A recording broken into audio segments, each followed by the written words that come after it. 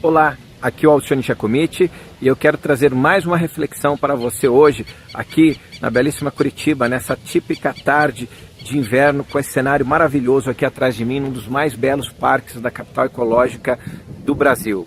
Eu passo grande parte do meu tempo viajando por cenários que são cenários dos sonhos da maioria das pessoas, como Machu Picchu, a Ilha de Páscoa, a Cordilheira dos Andes, o Lago Titicaca, enfim, são cenários onde eu viajo pela Terra Inca, que organiza viagens de crescimento pessoal e espiritualidade, onde eu acompanho grupos de pessoas em jornadas de crescimento pessoal e de espiritualidade. Mas nem sempre foi assim. A dica de empreendedorismo de hoje, com propósito, se refere ao início do trabalho há 16 anos atrás, quando eu comecei essa jornada de levar pessoas a conhecer os mais belos cenários do passado da história da humanidade. E eu quero contar uma coisa que aconteceu com vocês na terceira viagem que eu organizava até a região de Machu Picchu, e que se naquele momento eu não tivesse utilizado de todo o meu potencial consciente e inconsciente, eu não estaria aqui hoje falando com vocês. Eu lembro que nós iniciamos a viagem, quase 40 brasileiros de todas das mais diferentes cidades do Brasil. A primeira noite fomos para La Paz, na Bolívia, e no segundo dia nós começamos a subir o altiplano da Bolívia com vista para a Cordilheira dos Andes. Quando nós começamos a subir o altiplano, um comboio de veículos estava parado. Eu desci do ônibus, fui conversar com os carros à minha frente, os motoristas disseram que havia um pároco, uma greve geral dos campesinos na Bolívia, dos indígenas, eram milhares de indígenas que haviam colocado pedras ao longo da rodovia até a fronteira com o Peru, que estava a umas 3 horas de distância, e ninguém passava. E eu perguntei quanto tempo estava assim, já desde o dia anterior, e não havia previsão de que esse pároco, de que essa greve terminasse. Aquela informação foi tão impactante para mim que eu lembro que eu sentei no acostamento da rodovia que levava até a fronteira com o Peru e não sabia o que fazer. O desânimo que se abateu sobre mim naquele momento era tão forte que eu falei, estou perdido, acabou meu negócio, porque naquele momento, o início de um trabalho, era a terceira viagem em um ano que nós estávamos realizando. Coisas absurdas começaram a passar pela minha cabeça. E aí, o que eu vou fazer agora? 40 brasileiros, vezes tantos mil reais que cada um pagou para estar aqui, esse valor dá um número astronômico de dinheiro, mas não era só a questão do dinheiro, como é que nós vamos voltar para casa? E eu não tinha tanta experiência em relação a atuar no segmento de turismo, como logicamente temos hoje. Fato é que durante alguns minutos, sem saber o que fazer, e o grupo todo atordoado, os carros que estavam parados retornavam para a capital La Paz, e nós ficamos ali. Eu disse, não, o ônibus fica aqui, algo precisa acontecer, e eu segui a minha intuição, como sempre foi ao longo de toda a minha vida. Eu lembro que passou uns 10 minutos e eu avistei, vindo da direção da cidade de La Paz, para onde nós estávamos, um comboio militar. Eu acho que eram 3 caminhões do exército boliviano, 2 jipes, um jipe com metralhadoras e um jipe menor à frente, e logo eu imaginei que o oficial, que o militar que estivesse ali, deveria estar no comando daquele pequeno grupamento. Eu não pensei 2 vezes, eu levantei do acostamento, saí correndo na direção do jipe, vi que se tratava de um coronel, um oficial graduado do Exército da Bolívia, e imediatamente disse, coronel, pelo amor de Deus, o que é que está acontecendo aqui? Ele perguntou quem eu era, disse que estávamos com um grupo de brasileiros e ele afirmou ser impossível que nós prosseguíssemos viagem além dos riscos físicos ao grupo. Aquela informação foi ainda mais devastadora, porque se os militares estavam falando que nós não poderíamos chegar até a fronteira, então não deveria ser possível mesmo. E aí a ousadia do empreendedor, talvez um dos momentos mais ousados da minha história de vida, surgiu na minha mente, na minha intuição. E eu ousei dizer ao coronel o que talvez ele pudesse fazer para levar não apenas o meu ônibus, como mais aquele grupo de veículos que estava ali, até a fronteira com o Peru. E eu disse, senhor, muito respeitosamente, não me recordo mais o nome dele agora, eu tenho anotado nos nossos registros isso, eu perguntei a ele, por que vocês não fazem uma escolta em torno do nosso grupo de veículos e nos conduz até o Peru? E eu dei a justificativa, dizendo que estávamos com 40 brasileiros, pelo amor de Deus, se a gente não for lá, eu não sei o que eu vou fazer, todo mundo pagou muito dinheiro, mas não era só a questão do dinheiro ali, era a realização de uns sonhos, pediu para tirar férias no Brasil, era a primeira vez que nós estávamos ali, a gente não queria levar aquela imagem negativa da Bolívia, um país maravilhoso, até porque antes de irmos ao Peru nós passaríamos pelas ruínas de Tiahuanaco, onde está a mística Porta do Sol, iríamos ao Lago Titicaca, e eu vi que o coronel foi prestando atenção, começou a me fazer algumas perguntas, então ele deu ok, ele disse então que ele iria preparar os soldados deles para fazer uma escolta, pediu que eu voltasse ao ônibus, que o nosso ônibus sendo maior, um ônibus para 40 pessoas ficasse por último, alguns veículos menores ficassem à frente. Não éramos mais que 8 veículos, incluindo o nosso ônibus ao total. Fato é que quando os soldados começaram a retirar as pedras que os campesinos haviam colocado na estrada, não andamos nem 50 metros, os campesinos que até então nós não conseguimos ver, estavam no alto, não exatamente em montanhas, mas em platôs mais elevados em relação à rodovia, começaram a aparecer do nada, com atiradeiras, lançando pedras a toda velocidade em direção ao comboio. E eles se aproximavam a poucos metros de distância e lançavam aquelas pedras. Foi um desespero terrível.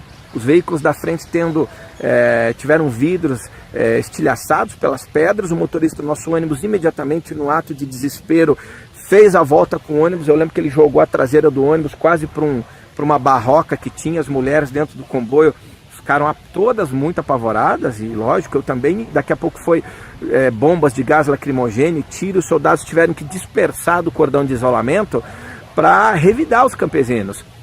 Voltou todo mundo para o início. Quando nós voltamos para o início de onde nós estávamos parados, eu, já não sabendo mais o que fazer, olhei para a rodovia. Os campesinos haviam colocado todas as pedras de novo na rodovia. E o coronel, com ar de desespero, veio falar comigo e disse: coronel, dizendo que não havia o que fazer, não tinha como. E eu ousei pela segunda vez não dizer a ele o que deveria fazer, mas a sugerir uma segunda possibilidade. Então eu disse a ele: olha, eu vou lhe dar, se o senhor me permitir, uma segunda sugestão.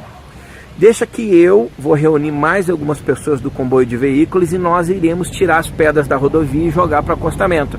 E você faz um cinturão de isolamento com os soldados numa distância segura para que as pedras não cheguem ao comboio. De forma milagrosa, ele aceitou a minha segunda sugestão. E ele reuniu, eram mais ou menos 150 soldados do exército boliviano. Fez um cordão grande de isolamento e nós começamos a ir metro a metro. A minha esposa, que me acompanhava pela primeira vez ao longo de uma viagem até Machu Picchu, desesperada dentro do ônibus, gritava o que eu estava fazendo lá fora. É lógico que eu não permiti que os passageiros do nosso grupo descessem para ajudar a tirar as pedras. Eu tirei uma pessoa ou duas dos veículos da frente, homens, e principalmente mais bolivianos, porque eles estavam acostumados com aquela situação, alguns peruanos, e nós reunimos ali umas 15 pessoas e começamos a tirar as pedras. Fato é que eu fui tirando pedra do início do altiplano da Bolívia, da rodovia, até a fronteira com o Peru. Foi um dos momentos mais extraordinários da minha história de vida, de profunda superação, de ousadia, de empreendedorismo. Naquele momento não estava em jogo apenas o meu negócio, não apenas a vida daquelas pessoas, mas era talvez muito mais que isso. Eram os sonhos, eram os propósitos, porque todos nós vivemos, mas quantas pessoas têm um propósito ao longo da sua vida? E quebrar esse propósito, nós não fazemos, a Terra Inca nunca fez viagens meramente turísticas, são viagens que têm um objetivo transcendental, um objetivo extraordinário de transformação de vida.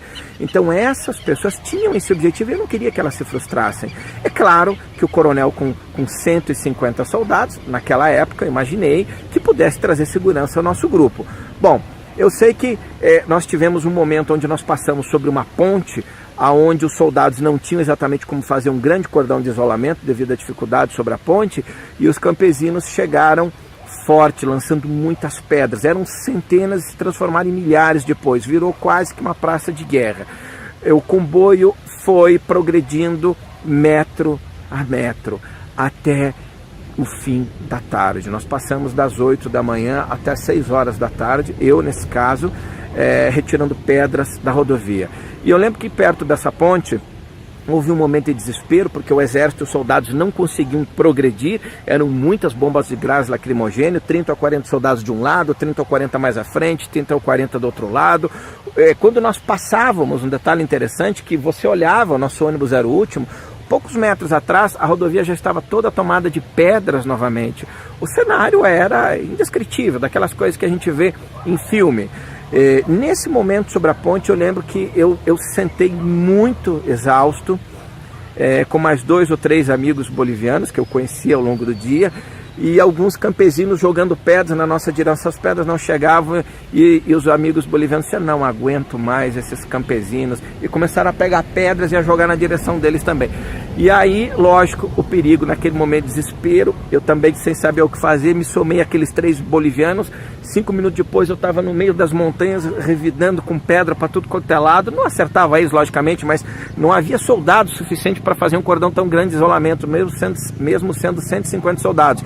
E eu só via minha esposa lá da janela tentando me trazer pela realidade, desesperada. Alcione, o que você está fazendo aí jogando pedra desses índios? Volta para o ônibus. Aqueles gritos e os amigos na janela desesperados gritando me trouxe para a realidade, porque eu vi um pouco mais à frente, eu vi milhares de indígenas. Eu falei: gente, nós precisamos voltar, a gente não pode usar das mesmas ferramentas que eles estão usando, mas é que o nosso objetivo era afastar eles, para que as pedras não pegassem no comboio, não pegassem no nosso ônibus.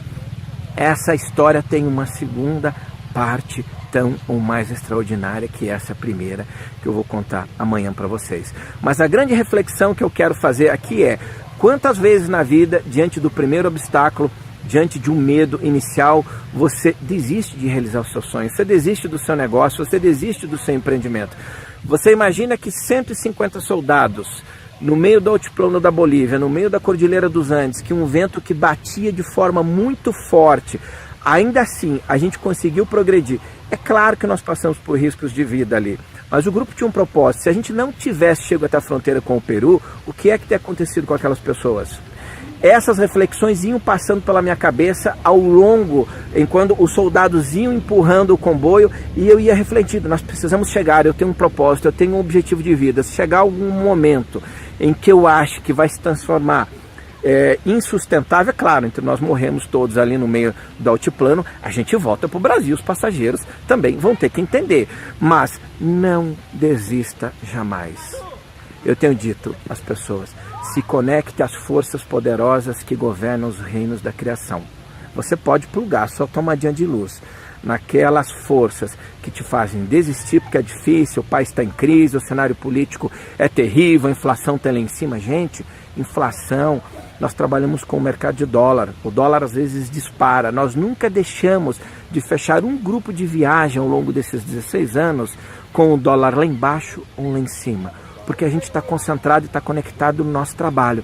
Assim como essa situação na Bolívia, com soldados, com esses campesinos, tentando, milhares de indígenas, tentando nos dissuadir, nos impedir de realizar o nosso sonho, e nós fomos lá. O grupo também foi exemplar, porque claro, em alguns momentos o grupo se desesperava, mas a grande maioria trazia as pessoas à realidade. Eles ficavam meditando, orando, e eu dizia: firmes no seu propósito, forças poderosas, Deus vai nos guiar até a fronteira.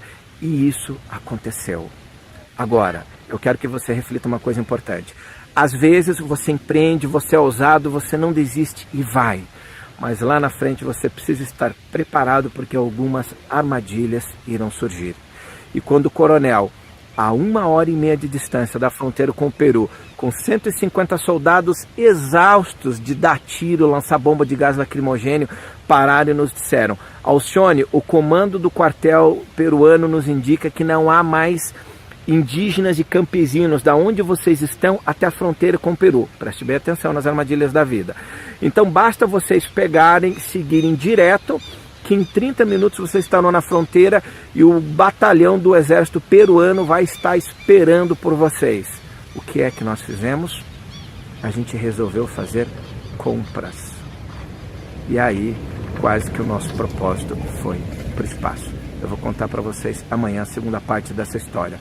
Não tenha medo, empreenda, se conecte às forças, empreenda, se conecte a essas forças poderosas que estão aí e a gente às vezes esquece que elas existem, mas progrida, empreenda sempre com muita atenção e cuidado, porque as armadilhas estão por aí e se elas surgirem e você não estiver preparado, tudo vai por água abaixo. aqui dessa belíssima capital Curitiba. Um abraço a você. Amanhã eu conto a segunda parte dessa história, como é que o nosso grupo de brasileiros conseguiu finalmente realizar o seu sonho, chegar à cidadela Inca de Machu Picchu.